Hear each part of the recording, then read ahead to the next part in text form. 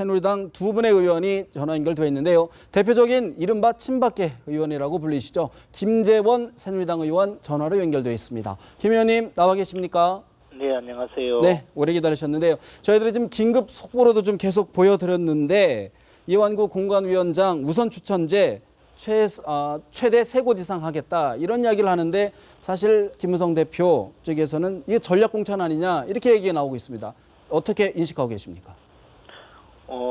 일단 우리 현재 당헌 당규에 당헌 당규가 이제 상향식 공천을 기본으로 하고 또 그 상향식 공천에 여러 가지 문제점이 있을 수 있다고 보고 우선 추천 제도하고 또 1인 그 단수 추천 제도를 그대로 유지를 하고 있거든요. 예. 그리고 그 당헌 당규를 지난번에 저도 포함된 공천제도 특별위원회를 구성해서 다시 우리 의원들의 그 뜻을 전부 받아서 일부 수정을 해서 지금 이제 공천위가 그 당헌 당규에 따라서 공천 작업을 시작하려고 하는 거거든요. 네네. 그리고 거기에 의하면 당연히 그 우선 추천과 단수 추천 제도가 있습니다. 아마 이한구 위원장은 그러한 우선 추천 제도가 있으니 이것을 적절하게 잘 활용해서 우리 본선에서도 이기는 그런 승리하는 공천을 하겠다 이런 의지를 표현하는 것이고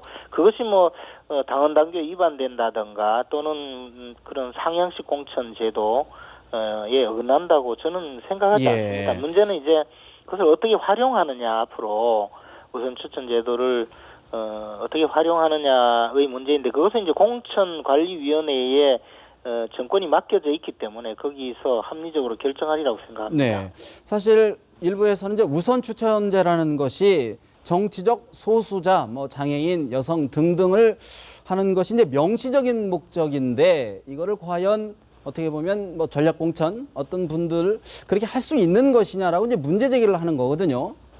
어떻게 보십니까? 저는 과거에 말하는 전략공천이라는 의미의 이름으로 저도 2008년도에 사실 이른바 공천 학살을 당한 적이 있는데요. 그런 방식으로 우선 추천 제도는 활용할 수 없다고 생각합니다. 그렇기 때문에 이 과거의 전략공천 전략공천이라는 이름으로 정치적인 반대자를 죽이게 하는 그런 방식으로는 우선 추천 제도는 여성이나 장애인 등 이 정치적인 소수자를 배려하기 위한 제도이기 때문에 그것을 통해서 어떤 전략공천을 부활시킨다라는 것은 맞지 않는 거라고 생각합니다. 설령 당헌 당규상 문제가 없다 하더라도 사실 이한구 위원장 어떻게 보면 실언일 수도 있겠지만 양반집 도련님 안 된다 이런 말씀을 하시다 보니까 이거 기준이 뭐냐라는 이제 국민적인 좀 의구심, 의문이 있는데 기준 마련할 수 있을까요?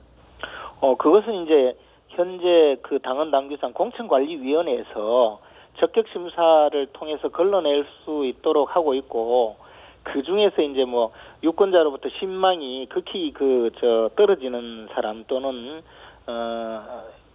어떤 선출직으로 되기에 자격이 부족한 사람을 가려내는 하나의 수단으로 이 적격심사 제도를 활용하고 있습니다. 그 적격심사의 기준은 우리가 지난번에 공천 제도 특별위원회에서 일단 일부 정해줬고 또 나머지 구체적으로 공천위원회에서도 정할 수 있기 때문에 이제 그렇게 공천위원회에서 합리적으로 정해서 운영한다면 할 수가 있고 또 내부에서 이견이 있어서 만들지 못한다면 현재의 그 적격심사 기준만 적용해야 될 거라고 생각합니다. 또 하나 이제 문제로 문제라기보다는 좀 지적되는 부분이 경선 여론조사 반영 비율을 합의가 안 될 경우에는 일반 국민 100%로 하겠다라고 이제 결정이 됐는데 이것을 놓고 이제 현역 의원들이 좀 불리한 것 아니냐. 특히 유명인 분들이 좀 투입된 지역에는 현역 그 지역 위원장들이 좀 반발하는 기류가 있는데 이 기준에 대해서는 어떤 평가십니까?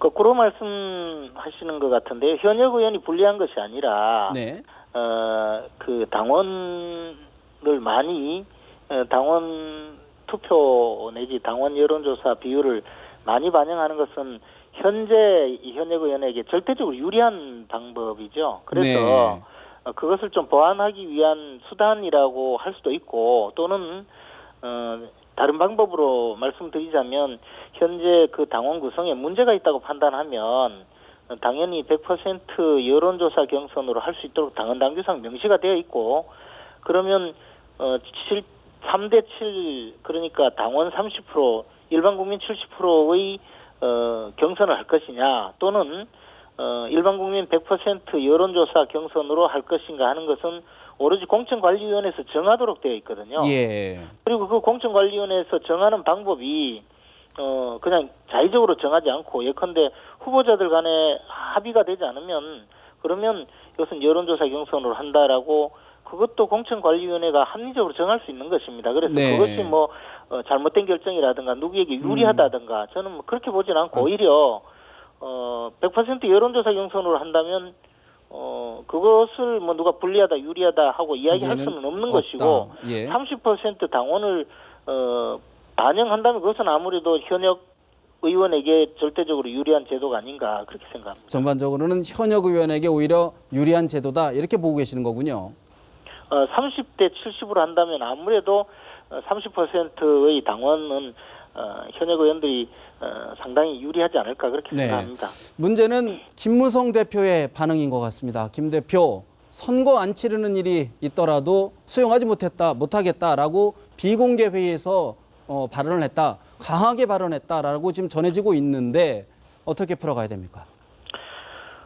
김무성 대표님 좀 역정을 내신 걸 텐데요. 또 뭐 실제로 그렇게 가겠습니까? 그리고 이 문제는 결국 당내에서 당헌 당규도 있고 또 당이 그럼 뭐 조금 불협함이 있더라도 서로 잘 협의해서 합리적으로 운영을 해 나가는 것이 정당이기 때문에 그것은 그렇게 뭐 당장에 지금 큰 문제가 있다고는 생각하지 않습니다. 마지막으로 한 가지만 여쭙겠습니다. 이른바 비박계 의원들 의총까지 소집해서 문제 제기하겠다라고 이야기하는데 이게 이제 시간이 더 갈수록 공천 문제가 첨예하게 대립할 텐데 그런 부분제 포함해서 어떻게 풀어가야 될까요?